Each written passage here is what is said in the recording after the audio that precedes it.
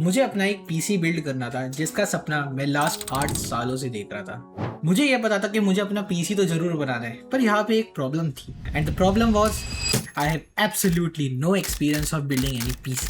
आज तक जो भी मैंने यूज़ करे हैं वो कोई pre build office potato PC type use करे हैं या फिर एक मैंने लैपटॉप यूज़ कर रखा है। उसके अलावा मुझे कोई आइडिया नहीं था कि आखिर पीसी बिल्ड करा कैसे जाता है।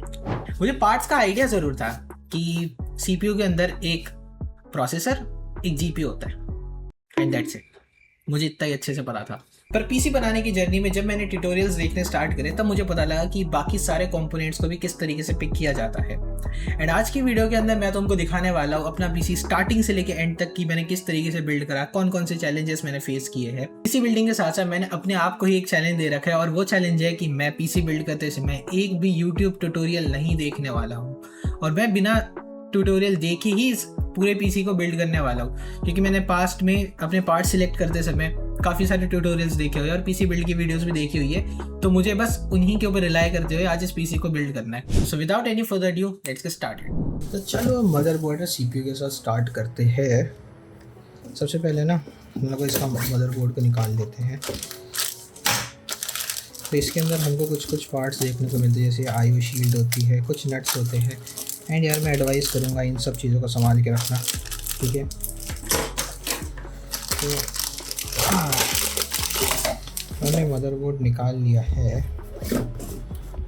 मदरबोर्ड जो मैंने इसमें यूज़ करा है वो है गीगाबाइट का Z790DAX मदरबोर्ड। प्रोसेसर मैंने यूज़ किया है i7-14700K। प्रोसेसर मैंने इंटेल का चूज़ किया क्योंकि मेरी प्रायोरिटी एडिटिंग है। फटाफट से सीपीयू को ले लेंगे हम लोग और इसको खोलना इस तरीके से। भाई इस चीज़ को बहुत जेंटली उठाना, ठीक है।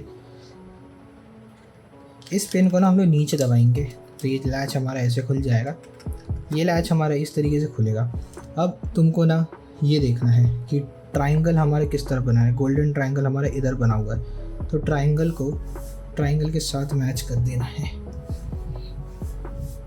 सो बोर्ड के ऊपर ना आपको ये दिखेगा, ये रहा आपका बोर्ड के ऊपर ट्रायंगल और ये रहा तुम्हारा यहाँ पे ट्रायंगल।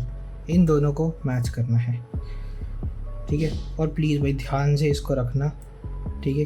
पिन से बेंड नहीं होनी चाहिए नीचे की, ठीक है। ओके, थोड़ा सा जिगल देंगे इसको। अब हम लोग इसको बंद करेंगे। अब ये प्रोसेस थोड़ा सा मुश्किल तुमको लग सकता है, ठीक है। अभी ठीक है, सीपीयू हमारा इंस्टॉल हो गया। भाई इस चीज़ को संभाल के रखना इन केस तुमको आगे इसको अगर अपग्रेड करना हो, मदरबोर्ड को अपग्रेड करना हो, तो पिन्स को बचाने के लिए काम में आएगा। अब हम इंस्टॉल करेंगे अपनी रैम की बात करते। तो रैम के अंदर मैंने सही में कॉम्प्रोमाइज़ करा है क्योंकि मेरे को 5600 मेगाहर्ट्ज़ की CL46 रैम भी 16,500 की पड़ी है। मतलब ये रैम आपको अराउंड 4-4,500 की मिल जाया करती थी, पर ये मेरे को 16,500 की पड़ी है। भाई क्या चल रहा है मार्केट यार, मुझे नहीं पता। SSD की बात करते हैं तो SSD मैंने ज़्यादा कॉम्प्रोमाइज़ नहीं करा। SSD के अंदर मैंने एक अच्छी SSD लगाई है। इसके अंदर WD की SN7100 1 TB की SSD मिल जाती है, जिसकी read and right speed claim किया जाता है 7000 MB प्लस की है और मुझे रीड की स्पीड 7000 के अराउंड मिल चुकी है और राइट की स्पीड उससे थोड़ी सी कमी थी, 6800-6900 के अराउंड थी कुछ। फटाफट से निकाल लेते हैं। भाई रैम नहीं है, गोल्ड है भाई। कितना महंगी हो गई है सारी की सारी रैम्स। मैं ही जानता हूँ मैंने कितनी मुश्किल से पैसे दिए हैं इसको ख़रीदने के लिए। जहाँ तक मुझे पता है, जहाँ तक मैंने ट्यूटोरियल्स को देखा है, आपको ना जब भी 2 रैम इंस्टॉल करनी होती है डुअल चैनल के अंदर, तो आपको इन दो स्लॉट्स के अंदर इंस्टॉल करना होता है। तो मैं इस वजह से सबसे पहले यहाँ कर रहा हूँ। तो ये रैम मेरी लग गई, इसको बंद कर देते हैं, इसका काम नहीं अब। तो यार मैंने इसे सिंगल स्टिकी रैम की ख़रीदी है क्योंकि ये सिंगल स्टिकी बहुत ज़्यादा महंगी पड़ी है मुझे।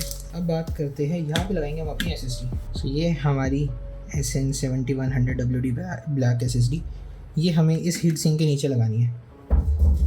सबसे पहले यार हम हीट सिंक को रिमूव कर देंगे अभी। ओके, हीट सिंक रिमूव हो गया। हीट सिंक के अंदर ये स्टिकर होता है, ठीक है, ये भी आपको रिमूव करना है बाद में। पहले इंस्टॉल कर लेते हैं।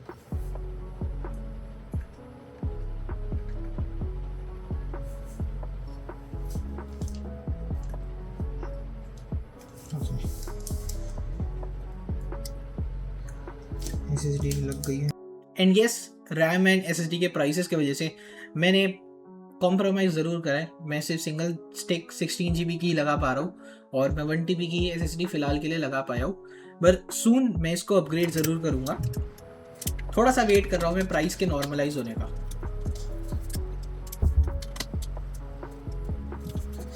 मदरबोर्ड इंस्टॉल कर लिया। अब ना हम लोग इसके यहाँ पे ना ये वाटर कूलर का ब्रैकेट लगा लेते हैं। वैसे उसको वाटर कूलर तो नहीं कहना चाहिए, मुझे AIO कहना चाहिए, ऑल इन वन कूलर। इस डब्बे के साथ इंटेल की यार ये सारी हमको ब्रैकेट्स देखने को मिलते हैं, जिसमें से ये हमारा बैक प्लेट पे जाने वाला है। मदरबोर्ड के बैक साइड में हम इसको इंस्टॉल करेंगे। ये ब्रैकेट आता है भाई साहब, गिरते गिरते बचा है। ये ब्रैकेट आएगा जो हमें AIO के ऊपर लगाना होगा। बाकी यहाँ पे कुछ स्क्रूज मिल जाते हैं, ये हमको यहाँ से आर पार करने होंगे और एंड में हमको कसने के लिए ये वाले नट्स चाहिए होंगे। सो इस ब्रैकेट को इंस्टॉल करने के लिए यार सबसे पहले ना ये करना है हमको, और उसके ऊपर ये वॉशर्स का इंस्टॉल करना है। ओके, एक भी इंस्टॉल हो गया।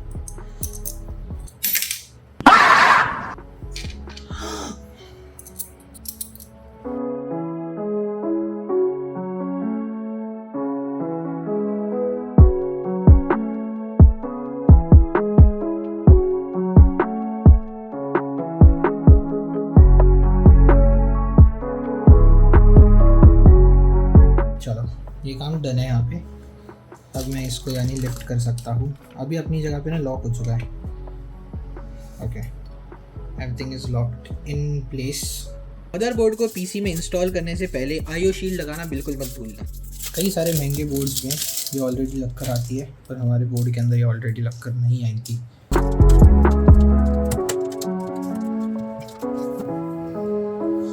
IO शील्ड लगा लेने के बाद आपको मदरबोर्ड के जितने भी पोर्ट्स हैं उनको IO शील्ड के साथ अलाइन करना है। मदरबोर्ड फिक्स करने के बाद इसके अंदर आपको स्क्रूज़ को इंस्टॉल करना है ताकि मदरबोर्ड अपने प्लेस पे लग जाए। इसके लिए आपको कैबिनेट के अंदर ही स्क्रूज़ का एक पूरा पैकेट मिल जाएगा। जिस भी ब्रांड का खरीदते हैं वो सारी की सारी ब्रांड आपको प्रोवाइड कर देगी। कैबिनेट के साथ जो स्क्रूज़ मिलते हैं उसमें मल्टीपल टाइप के स्क्रूज़ आपको देखने को मिल जाएंगे। आपको उसमें से अपने कैबिनेट के मैनुअल पढ़ के अपने मदरबोर्ड के स्क्रूज़ को निकाल के इसको लगाना है। मैनुअल के अंदर आपको सब सारे स्क्रूज़ की डिटेल मिल जाएगी। बिल्ड के लिए मैंने एंटेक का C3 कैबिनेट यूज़ किया है।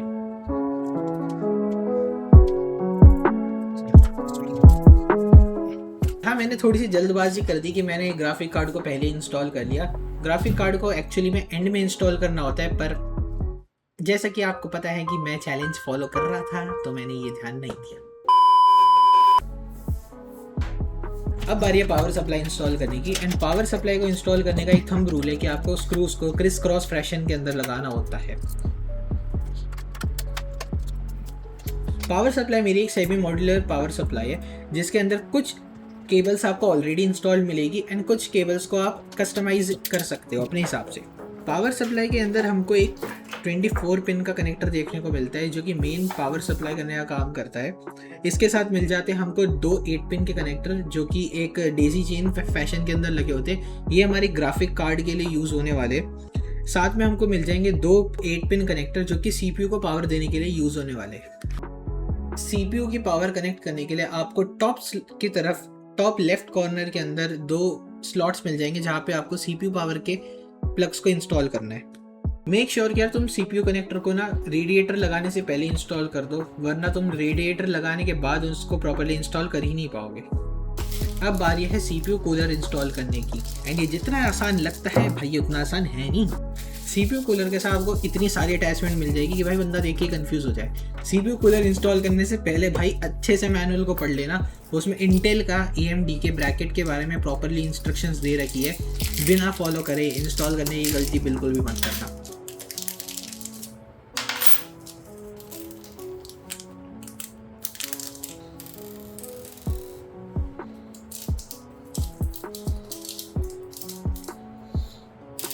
वाटर ब्लॉक को CPU पे लगाने के लिए आपको पहले इंटेल का ब्रैकेट इंस्टॉल करना पड़ेगा, जिसके लिए आपको 4 छोटे स्क्रूज देखने को मिलेंगे। उसको प्रॉपरली अलाइन करके रख देना।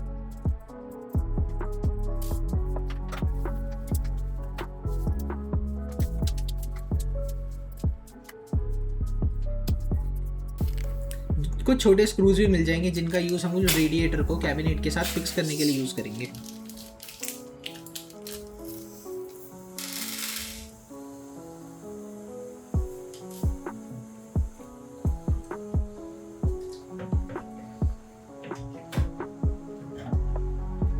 रेडिएटर लगाने के ना यार दो तरीके होते हैं, या तो आप उसको वर्टिकली लगा सकते हो या तो आप हॉरिजॉन्टली ऊपर प्लेस कर सकते हो। मैंने ऊपर की साइड ही लगाया है क्योंकि मेरे साइड में ऑलरेडी फैंस लगे हुए थे।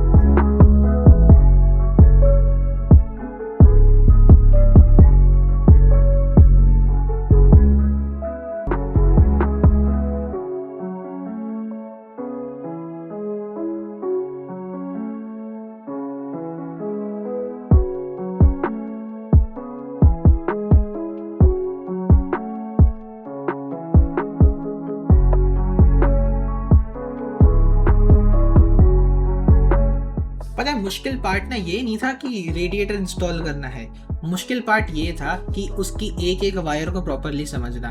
अगर मैंने थोड़ा सा पैसा और दे दिया होता तो मैं आर्टिक का वाटर कूलर, आर्टिक का AIO खरीद सकता था। उसके अंदर तो डेजी चेनिंग हो रखी होती है फैंस के अंदर, तो मेरी सिर्फ सिंगल केबल मेरे मदरबोर्ड पे लग जाती। इसके अंदर भाई इतनी सारी केबल्स थी कि मेरा दिमाग खराब हो गया।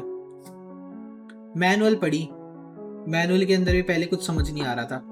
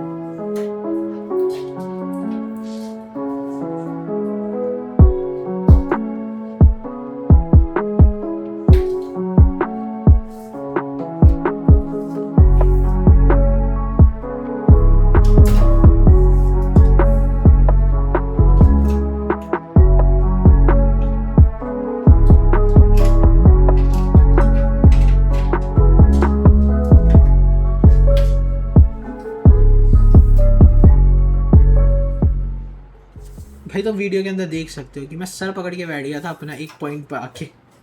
तो मैंने सीधा क्या करा, मैंने गीगाबाइट की वेबसाइट पे गया, Z790 मदरबोर्ड के लिए जितने भी हेडर्स थे वो सारे के सारे पढ़े एंड उधर प्रॉपरली जाके इस AIO की वायर्स को फिक्स कर दिया।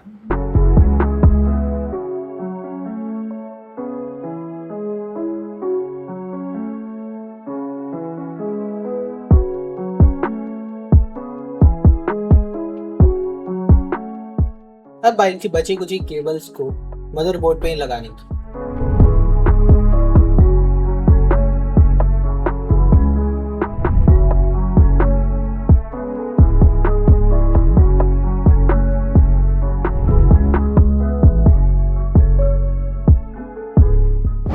अब बारी है थर्मल पेस्ट लगाने की।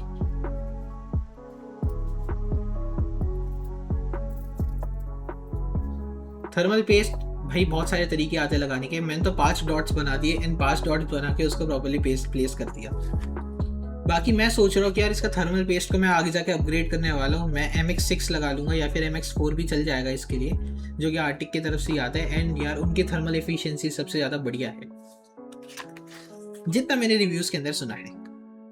CPU के वाटर ब्लॉक को इंस्टॉल करते समय मैंने एक कट लिया था एंड उसके बाद मैं रिकॉर्ड बटन दबाना ही भूल गया, तो उसके बाद की रिकॉर्डिंग नहीं हो पाई है। अब आएगी इसकी बारी, अब ग्राफिक कार्ड लगाएंगे। अब लगाएंगे अपना graphic card. Graphic card install करने से पहले ना तुमको ये 2 ब्रैकेट्स यहाँ से निकालने पड़ेंगे ताकि ये वाला जो पार्ट है इसके ऊपर ला के हम लोग कस सके, इजी इसके ऊपर ला के कस सके। ठीक है, इसको ज़रा रिमूव करते हैं सबसे पहले।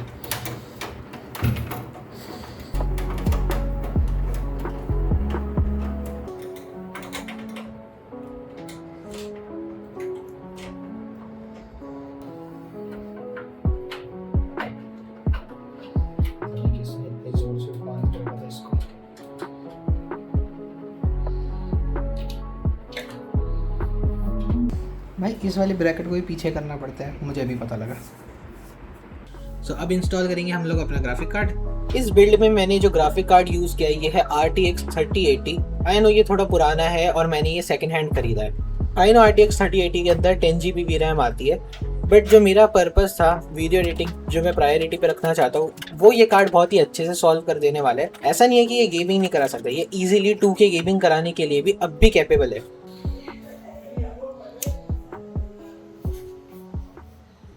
एंड अब आता है द मोमेंट ऑफ ट्रुथ, जब मैं करूँगा इसको बूट।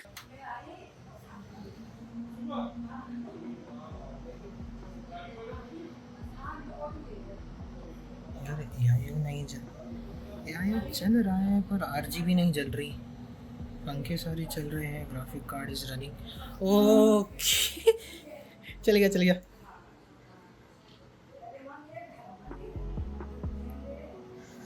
It's running. अच्छा लग रहा है एंड इट फाइनली बूटेड। कितना सुंदर लग रहा है भाई, एंड ऑनेस्टली ये पहले बूट में ही चल गया।